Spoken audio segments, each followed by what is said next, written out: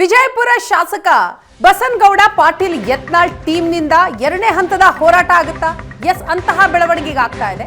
ಬೆಳಗಾವಿ ಅಧಿವೇಶನದ ಬಳಿಕ ಮತ್ತೆ ಹೋರಾಟ. ವಾರ್ ರೂಮ್ಗೆ ಬಂದಿರುವ ದೂರುಗಳನ್ನ ಸ್ವೀಕಾರ ಮಾಡೋದಿಕ್ಕೆ ಸಮಸ್ಯೆ ಆದ ಜಿಲ್ಲೆಯಿಂದಲೇ ಮತ್ತೆ ಯತ್ನಾಳ್ ಹೋರಾಟಕ್ಕೆ ಮುಂದಾಗಿದ್ದಾರೆ. ಕಲ್ಯಾಣ ಕರ್ನಾಟಕದಿಂದಲೇ ಎರಡನೇ ಹಂತದ ಹೋರಾಟ. ಬೆಳಗಾವಿ ಅಧಿವೇಶನದ ಬಳಿಕ ಮತ್ತೆ ಹೋರಾಟಕ್ಕೆ ಪ್ಲಾನ್ ಮಾಡಿಕೊಂಡಿದ್ದಾರೆ ಯತ್ನಾಳ್ ಆಂಟಿ. ಯತ್ನಾಳ್ ಟೀಮ್ನಿಂದ ಈಗಾಗಲೇ ಮೊದಲ ಹಂತದ ಹೋರಾಟ ಆಗಿದೆ. ಅದಾದ ನಂತರ ಬೆಳಗಾವಿ ಅಧಿವೇಶನ, ಈ ಅಧಿವೇಶನ ಮುಗಿದ ಬಳಿಕ ಎರಡನೇ ಹಂತದ ಹೋರಾಟಕ್ಕೆ ಪ್ಲಾನ್ ಮಾಡ್ತಾ ಇದ್ದಾರೆ ನಾಯಕರು. ಸಮಸ್ಯೆ ಆದ ಜಿಲ್ಲೆಯಿಂದಲೇ ಮತ್ತೆ ಯತ್ನಾಳ್ ಹೋರಾಟವನ್ನ ಶುರು ಮಾಡಲಿದ್ದಾರಂತೆ. ಕಲ್ಯಾಣ ಕರ್ನಾಟಕದಿಂದಲೇ ಎರಡನೇ ಹಂತದ ಹೋರಾಟ ಶುರುವಾಗುತ್ತಾ ಆಗತ್ತೆ.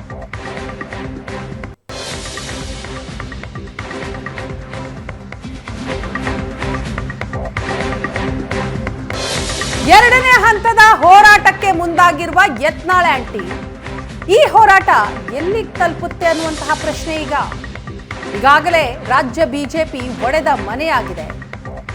ಇಂಥದರ ನಡುವೆ ಮೊದಲ ಹೋರಾಟ ಆದ ನಂತರ ಹೈಕಮಾಂಡ್ ಭೇಟಿ ಮಾಡಿದಂತಹ ಯತ್ನಾಳ್ ತದನಂತರ ಎಲ್ಲವೂ ಸರಿ ಹೋಗುತ್ತೆ ಅನ್ನುವಂತಹ ಚರ್ಚೆ.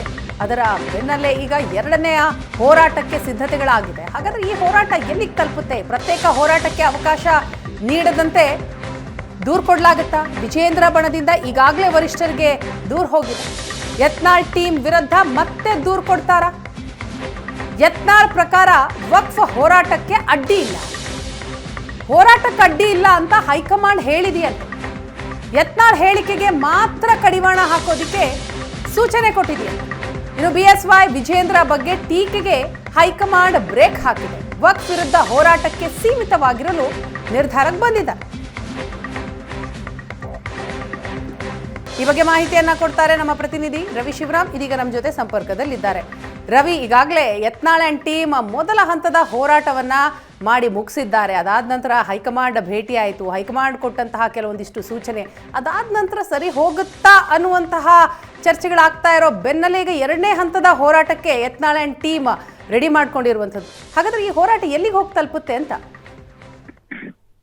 ನಿಶ್ಚಿತವಾಗಿ ಕೂಡ ಅದೇ ಪ್ರಶ್ನೆ ಈಗ ಇರುವಂತದ್ದು. ಯಾಕೆಂದ್ರೆ ಯತ್ನಾಳ್ ಅವರು ವಕ್ಫ್ ವಿಚಾರದ ಹೋರಾಟವನ್ನು ಆರಂಭ ಮಾಡಿದ್ರು. ವಿಜಯಪುರದಲ್ಲಿ ಆರಂಭ ಆಯಿತು. ನಂತರದಲ್ಲಿ ರಾಜ್ಯದ ಬೇರೆ ಬೇರೆ ಜಿಲ್ಲೆಗಳಲ್ಲಿ ಹೋರಾಟಕ್ಕೆ ಯತ್ನಾಳ್ ಅವರು ತಯಾರಿಯನ್ನ ಮಾಡಿ ಅದು ಬೇರೆ ಬೇರೆ ಹಂತದಲ್ಲಿಯೂ ಕೂಡ ಚರ್ಚೆಗಳಾದವು. ಆದ್ರೆ ಯತ್ನಾಳ್ ಅವರ ಈ ಪ್ರತ್ಯೇಕ ಹೋರಾಟದಿಂದಾಗಿ ಪಾರ್ಟಿಯಲ್ಲಿ ಬಿರುಕು ಜಾಸ್ತಿ ಆಗ್ತಾ ಇದೆ. ಅವರಿಗೆ ಪ್ರತ್ಯೇಕ ಹೋರಾಟವನ್ನ ಮಾಡೋದಕ್ಕೆ ಅವಕಾಶವನ್ನ ಮಾಡಿಕೊಡಬಾರ್ದು ಎನ್ನುವಂತ ಒತ್ತಡವನ್ನ ವಿಜೇಂದ್ರ ಬಣದವರು ಮೇಲಿಂದ ಮೇಲೆ ಮಾಡಿದ್ರು. ಆದ್ರೆ ಕೆಲವರು ಅದನ್ನ ಸ್ವಾಗತ ಮಾಡಿದ್ರು. ಇವತ್ತು ವಕ್ಫ್ ವಿಚಾರದ ಹೋರಾಟ ಯಾವುದೇ ಒಂದು ಪಾರ್ಟಿಗೆ ಸೀಮಿತವಾಗಿಲ್ಲ, ಸಂಘಟನೆಗಳು ಮಾಡ್ತಾ ಇದ್ದಾವೆ, ಹಿಂದೂ ಪರ ಸಂಘಟನೆಗಳು ಮಾಡ್ತಾ ಇದ್ದಾವೆ. ಹೀಗೆ ಅದನ್ನ ಸಮರ್ಥನೆ ಮಾಡುವ ರೀತಿಯಲ್ಲಿ ಆರ್ ಅಶೋಕ್ ಅವರು ಸೇರಿದಂತೆ ಕೆಲವು ಬಿಜೆಪಿ ಹಿರಿಯ ನಾಯಕರುಗಳೇ ಯತ್ನಾಳ್ ವಕ್ಫ್ ವಿಚಾರದ ಹೋರಾಟದಲ್ಲಿ ಮಾಡಿದ್ರೆ ಮಾಡ್ಲಿ ಅನ್ನುವಂತ ನಿರ್ಧಾರಕ್ಕೆ ಕೂಡ ಬಂದಿದ್ರು.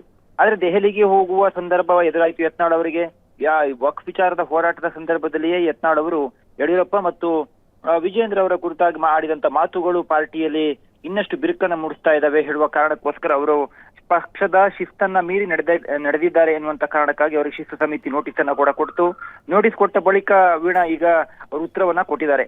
ಆದ್ರೆ ಯತ್ನಾಳ್ ಅವರು ಶಿಸ್ತು ಸಮಿತಿಯ ಮುಂದೆ ತಮ್ಮ ಹೇಳಿಕೆಯನ್ನು ದಾಖಲಿಸಿ ಬಂದ ಬಳಿಕ ಕೊಟ್ಟಂತ ಹೇಳಿಕೆ, ನಮಗೆ ವಕ್ಫ್ ವಿಚಾರದ ಹೋರಾಟವನ್ನ ಮಾಡೋದಕ್ಕೆ ಯಾವುದೇ ಅಡ್ಡಿ ಇಲ್ಲ ಹೇಳುವಂತ ಒಂದು ಮಾತನ್ನ ಹೈಕಮಾಂಡೇ ಹೇಳಿದೆ ಎನ್ನುವಂಥದ್ದನ್ನ ಸ್ವತಃ ಯತ್ನಾಳ್ ಅವರೇ ಹೇಳಿದ್ರು. ಈಗ ಎರಡನೇ ಹಂತದ ಹೋರಾಟಕ್ಕೆ ಕೂಡ ಯತ್ನಾಳ್ ಟೀಮ್ ಸಿದ್ಧತೆಯನ್ನ ಮಾಡ್ಕೊಳ್ತದೆ ಅನ್ನುವಂತ ಮಾಹಿತಿಗಳು ಬರ್ತಾ ಇದಾವೆ. ಅವರು ಆರಂಭದಲ್ಲಿ ವಕ್ಫ್ ವಿಚಾರದ ಹೋರಾಟವನ್ನ ಮಾಡುವಾಗ ಒಂದು ವಾರ್ ರೂಮ್ ಅನ್ನ ತೆರೆದಿದ್ರು, ವಾಟ್ಸ್ಆಪ್ ನಂಬರ್ ಗಳನ್ನ ಕೊಟ್ಟಿದ್ರು. ರಾಜ್ಯದ ಯಾವ್ಯಾವ ಜಿಲ್ಲೆಗಳಲ್ಲಿ ಅತಿ ಹೆಚ್ಚು ವಕ್ಫ್ ಸಮಸ್ಯೆ ಆಗಿದೆ ಅದರ ವಿರುದ್ಧ ಜನರಿಂದ, ರೈತರಿಂದ ಮಾಹಿತಿಯನ್ನು ಸಂಗ್ರಹ ಮಾಡುವ ಕಾರ್ಯಕ್ಕೋಸ್ಕರ ಒಂದು ಸಿಸ್ಟಮೆಟಿಕ್ ಆಗಿ ಒಂದು ವಾರ್ ರೂಮ್ ಅನ್ನ ಕೂಡ ಯತ್ನಾಳ್ ಟೀಮ್ ತೆರೆದಿತ್ತು. ಈಗ ಅದಕ್ಕೆ ಬಂದಿರುವಂತ ಮಾಹಿತಿಯನ್ನು ಆಧರಿಸಿ, ವಾರ್ ರೂಮ್ಗೆ ಬಂದಿರುವಂತ ದೂರನ್ನ ಆಧರಿಸಿ ಎರಡನೇ ಹಂತದಲ್ಲಿ ಮತ್ತೆ ಹೋರಾಟವನ್ನ ಮಾಡೋದಕ್ಕೆ ನಿರ್ಧಾರವನ್ನ ಮಾಡಿದ್ದಾರೆ.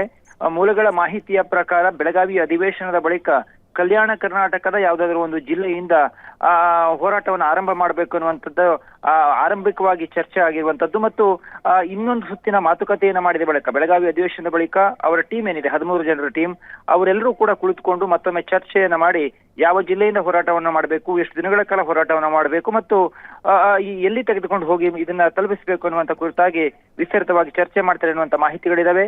ಈಗಾಗಲೇ ವಕ್ಫ್ ವಿಚಾರದ ಮಾಹಿತಿಯನ್ನ ರೈತರಿಂದ ಪಡೆದಿರುವಂತಹ ಮಾಹಿತಿಯನ್ನ ಹೈಕಮಾಂಡ್ಗೆ ಅಂದ್ರೆ ಜೆಪಿಸಿ ಕಮಿಟಿಗೆ ಕೊಟ್ಟು ಬಂದಿದ್ದಾರೆ.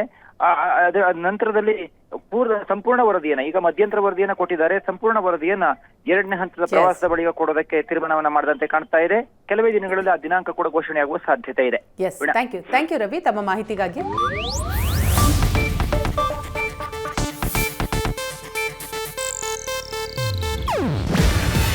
ಇದು ಏಷ್ಯಾನೆಟ್ ನ್ಯೂಸ್ ನೆಟ್ವರ್ಕ್ ಪ್ರಸ್ತುತಿ. ನೀವು ನೋಡ್ತಿದ್ದೀರಾ ಏಷ್ಯಾನೆಟ್ ಸುವರ್ಣ ನ್ಯೂಸ್.